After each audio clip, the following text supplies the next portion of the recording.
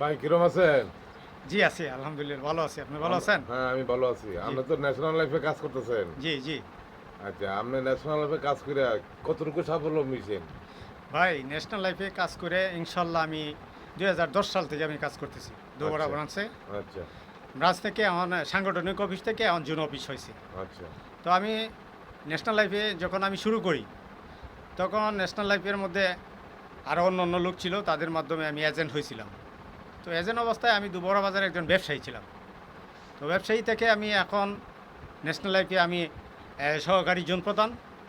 তো আমি ২৫ সালের জুন মাসে আমি প্রমোশনের একটা আবার ইন্টারভিউ দিয়ে আসছি। তো এখন আমি জুন প্রদানের একটা প্রক্রিয়া আছি। আশা করা যায় যে আগামী মাসের মধ্যে প্রমোশনটা হবে। আমাদের আচ্ছা। স্যাররা যদি আমাকে দেয়। দেয় আর কি, দয়া দৃষ্টি রাখে আর কি।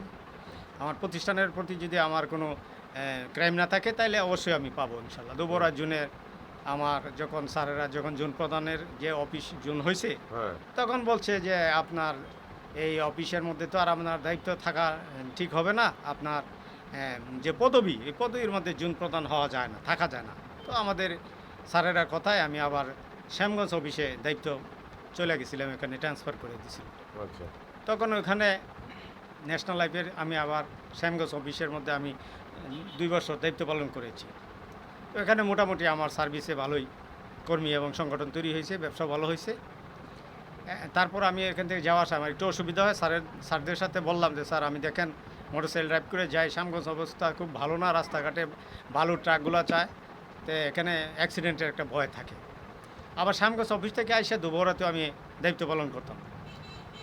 তো এর মধ্যে স্যারেরা দয়া দৃষ্টিতে আবার বলছে যে ঠিক আছে আপনাকে আবার এখানে পুনর্বল আমরা দুপুরাতে আপনি দায়িত্ব পালন করতে থাকেন, যখন পদোন্নতি হবে তখন আপনি জুনে দায়িত্বে যাবেন। বাহ, সুন্দর। জি, এই পরে আমি এইভাবে দায়িত্ব পালন করার পরে হঠাৎ করে জুন হয়ে গেল। আচ্ছা, জুন হওয়ার পরে এখন বর্তমানে আমাদের যে জুন প্রধান আছে মনিরুজ্জামান, তো ওই স্যারের আওতায় আমি ওনার মাধ্যমে আছি সহকারী হিসেবে।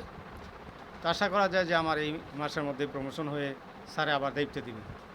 গতলা অফিসও আমার মাধ্যমে আসে পড়ছে, গতলা আচ্ছা, সাংগঠনিক অফিস। ইনশাল্লাহ আপনার আপনার আশা পূরণ হোক, এটা আমরা আমরা আমরা সবাই চাই। আরেকটা বিষয় ছিল যে কথাটা ফাঁকে দিয়ে আমি ছেড়ে দিলাম যে আমি কি এখান থেকে কি পাইলাম, এই জি, কথাটাই। জি, জি, জি। তো আমি এখানে যখন আমি দুবরাবাজার ব্যবসায়ী ছিলাম, ন্যাশনাল লাইফে আমাকে একজন মনিরুজ্জামান আকন্দ, উনি বাড়ি খ্রিস্টপুর, হাফেজ উনি।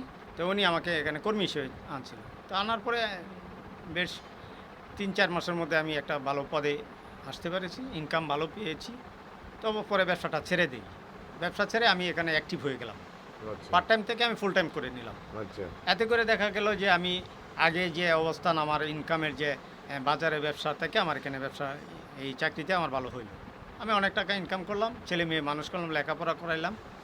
তারপরে একটা মেয়েকে আমি অনার্স পর্যন্ত লেখাপড়া করাইছি। এখন বর্তমানে মেয়েটাকে আমি ইউএসএ পাঠাচ্ছি, আবার সিলেটে বিয়ে দিছি সিটিজেনশিপ জামের কাছে। আরেকটা মেয়ে বিয়ে দিছি জামাই সাব ইন্সপেক্টর, আরেকটা মেয়ে বিয়ে দিছি জামাই ভালোই ব্যবসায়ী। তো মোটামুটিভাবে আপনাদের দয় এখান থেকে ইনকাম করে আমি একটা ২,০০০ স্কোয়ার ফুটের ৩ তলা ফাউন্ডেশন দিয়ে ১ তলা কমপ্লিট করেছি। তো মোটামুটিভাবে এখন আমার ছেলে মেয়ে নিয়ে আমি যে চলতে পারি, আর আমার অর্থের যে আর একটা চাহিদা ছিল, মোটামুটি আমার চাহিদাটা পূরণ হয়ে গেছে। ইনশাল্লাহ।